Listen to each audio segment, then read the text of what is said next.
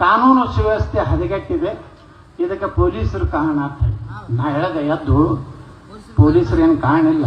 ನೀವು ಎಲ್ಲೇನು ಕೂತಿರ್ಲಿ 224 ಮಂದಿ ಮಹಾನುಭಾವಗಳು, ನೀವು ಆ ಪೊಲೀಸ್ ಕಡೆ ರೊಕ್ಕ ತಿನ್ನೋದು ಬಿಟ್ಟು ತಾನೇ ಸುಧಾರಣೆ.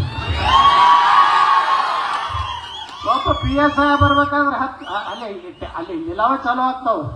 ಅವ 5 ಕೊಡ್ತೇನಂದಾನ, ನೀ 6 ಕೊಡ್ತಿದ್ರೆ ನಿನಗೆ ಲೆಟರ್ ಕೊಡು.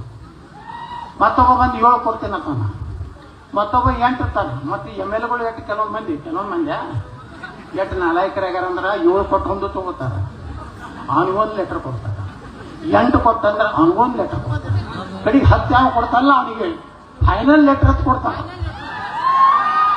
ಮುಂದೆ 7, 8 ಕೊಟ್ಟಿರ್ತಾರಲ್ಲ ಪೊಲೀಸರು ಬಳ್ಳಿ ರೊಕ್ಕ ಕೊಡ್ಬೇಕಾ ಬೇಡ? ಪಾಪ ಅವ್ರು ಕೊಡುದೇ ಇಲ್ಲ. ಅವು ಒಳಗೆ ಇವು ಒಳಗೆ.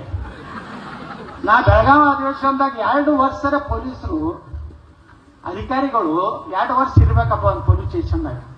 ಅವ ಪೊಲೀಸ್ ಸ್ಟೇಷನ್ ಒಬ್ಬ ಪೊಲೀಸ್ ಆಫೀಸರ್ ಬಂದ್ರೆ ಆ ಊರ ಅವ್ನ ಪೊಲೀಸ್ ಸ್ಟೇಷನ್ ವ್ಯಾಪ್ತಿಯೊಳಗೆ ಯಾರು ಲಫಂಗರು ಅದಾರ, ಯಾರು ಒಳ್ಳೆಯವರು ಅದಾರ, ಯಾರು ಪಿಕ್ ಪಾಕೆಟ್ ಅದಾರ ಅವ್ರನ್ನ ಗುರ್ತಾಗ್ಬೇಕಲ್ಲ. 6 ತಿಂಗಳು ಗುರ್ತಾಗಿರ್ತದೆ. ಈಗ 8ನೇ ತಿಂಗಳು MLA ಫೋನ್ ಮಾಡ್ತಾನ, ಇನ್ನು ಮುಗಿಲಾಕ್ ಬತ್ತಪ್ಪ ಒಂದು ವರ್ಷಕ್ಕೆ. ಮತ್ತೊಬ್ಬ 12 ಕೊಡ್ತಿಲ್ಲ ತಾನು ಏನೈತಿ, ಅವ್ನು ಮತ್ತೆ 12 ಕೊಡ್ತಾನೆ. ಅವ ಏನು ಮಾಡ್ತಾರಪ್ಪ ಪಾಪ ರೋಡ್ ಬ್ಯಾಂಕ್ ನಿಂತು ನೀವು ತ್ರಿಬಲ್ ಸೀಟ್ ಹೋಗ್ತಿರ್ತೀರ, ಏಯ್ ಸೈಡ್ ತಗೋ ಆತರ ಇಲ್ಲ. ಕಬ್ಬಿನ ಗಾಡಿ ಸೈಡ್ ತಗೋ, ಹಿಂದೆ ಲೈಟ್ ಇಲ್ಲ ಮುಂದೆ ಲೈಟ್ ಇಲ್ಲ.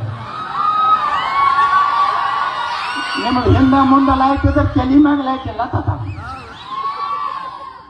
ಭ್ರಷ್ಟಾಚಾರ. ನಾ ಅದಕ್ಕೆ ಹೇಳಿದೆ MLAಗಳು ನೀವು ರೊಕ್ಕ ತಿನ್ನೋದು ಬಿಡ್ರಿ. ನಾವು ಎಲ್ಲಿವರೆಗೆ ಪೊಲೀಸ್ ಇಲಾಖೆ ರೊಕ್ಕ ತಿಂತೀವಿ, ಸಣ್ಣ ಸಣ್ಣ ಇಲಾಖೆಗೆ ರೊಕ್ಕ ತಿಂದ್ರೆ ಭ್ರಷ್ಟಾಚಾರ ಹೆಂಗೆ ಕಡಿಮೆ ಆಗ್ತತ್ರಿ? ಅದಕ್ಕೆಲ್ಲರೂ ಮೇಜ್ ಕೂತಿದ್ರು, ಬೈದು ಕೂತಿದ್ರು, ಏನಂದ್ರೆ ಕೂತಿದ್ರು, ಒಟ್ಟು ನಾ ಮಾತಾಡಿದ್ರೆ ಸಪೋರ್ಟ್ ಮಾಡೋದು.